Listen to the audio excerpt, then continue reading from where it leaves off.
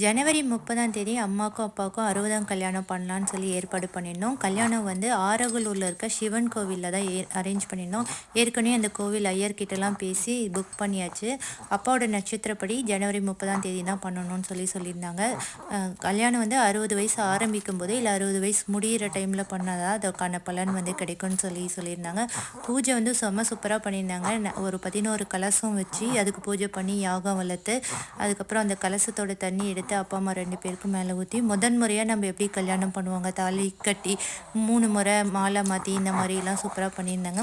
So அம்மா அப்பாவுக்கு 60ஆம் கல்யாணம் பண்ணுறதுன்றது எங்களுக்கு ரொம்ப பெரிய ஆசை. அது நல்லபடியாக நடத்தி முடிச்சது எங்களுக்கு ரொம்பவே சந்தோஷமாக இருந்துச்சு. கல்யாணம் முடிஞ்சதுக்கப்புறம் பாட்டிங்க கிட்ட அவங்க 2 பேரும் ஆசீர்வாதம் வாங்கினாங்க. அவங்கள விட சின்னவங்க வந்து அப்பா அம்மா கிட்ட ஆசீர்வாதம் வாங்கிக்கிட்டோம்.